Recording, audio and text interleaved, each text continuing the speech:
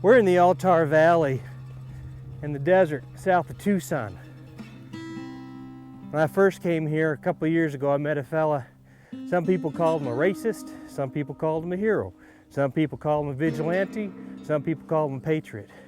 These days, the people in Arizona are calling Chris Simcox candidate for the U.S. Senate.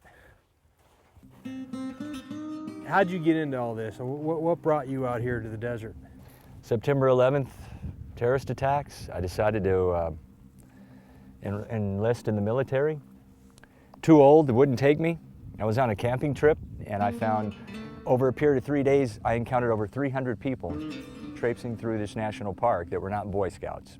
And they were drug cartels, drug mules, and illegal aliens. And I asked the park ranger that I'd met in the park, you know, what's going on? And he was very apologetic. He said, look, we're working on printing out literature to give to the park visitors. You know, there's mountain lions and rattlesnakes, but also watch out for drug cartels, drug dealers, and illegal aliens. That park ranger was murdered in that park 9 months later. This dry riverbed is called the Brawley Wash. This is the Golden Gate for narcotics being trafficked from Sonora, Mexico, up into the United States.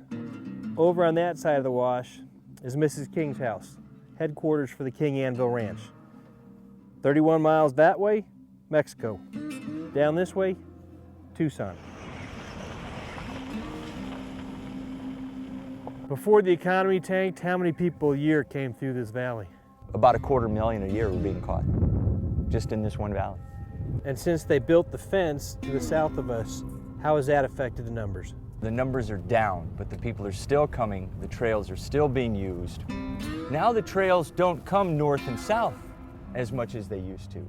Now the trails are coming from the west to the east, because what they're doing is they're going to the end of the fence, over on the reservation, behind those mountains, and then coming over the mountains to the east, headed towards Tucson or Interstate 8 or Interstate 10. Little did I realize that our borders were completely out of control, that we don't control our borders. It is controlled by a criminal cartel that, frankly, people in Mexico fear more than we fear Al-Qaeda. This is, that's since the rain. Yeah. So we've had another group come right through here. 1, 2, 3. Yeah, looks like about 3 or 4 of them. So these prints come in here now. Before the fence was built, the trails were all going north and south. Where are these prints going? East-west. They're coming west off the reservation, just like we said, and they're cutting across now, headed toward Tucson. That track you see in front of you, the tennis shoe in front of the boot, that guy came walking in, and they came back this way. Look at the distance between this footprint and here. That means this guy's either about 8.5 feet tall, or he was running when he left. And right here, if you look at the tip of this boot print, you see the way the toe is dug in about a good inch from the sand, which means he's pushing off the balls of his foot and his toe to get back out of here.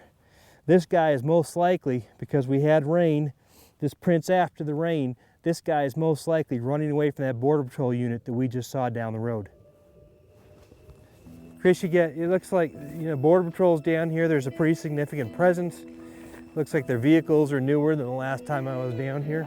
Look, it's gratifying, but you're sitting right in the Altar Valley, which is the Golden Door. It's a gateway to America. Now, I mean, it's down to a trickle. You're getting maybe 1,000 a week versus, you know, 10,000 a day. So what's it like for people down here?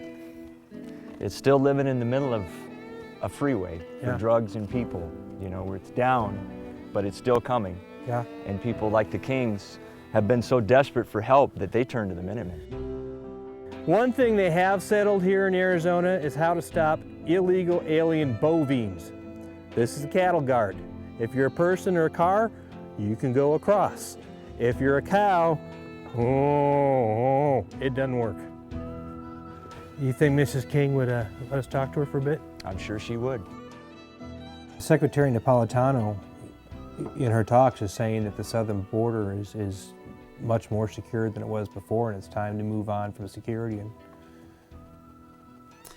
You know, it's, Nope, Well, it's a ruse. They have not it is. completed the work yet. It is. It's a good political move, I suppose, on her part, because that's what they want to hear. I have written every congressman, the president. I have written everybody. Did you write Senator McCain? I did. I wrote Mr. McCain. I wrote Mr. Kyle. I wrote every representative from Arizona. How many bodies can you remember being taken off your ranch? In the 20s and 30s.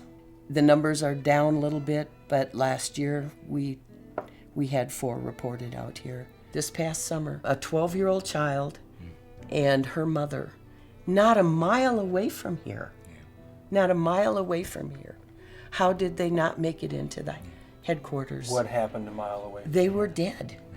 They died out there.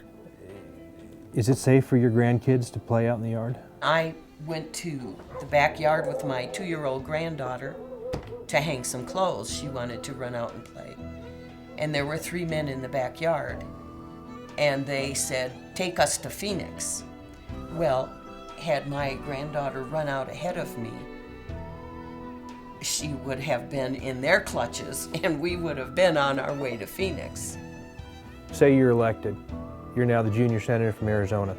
How do you fix illegal immigration? Well, by sealing the border so Mrs. King doesn't have to deal with this problem 30 miles north of the border. Again, border starts 30 miles south. That's where we need our support. You put 30,000 National Guard on that border, locked and loaded, and defend this nation, and the problem would stop.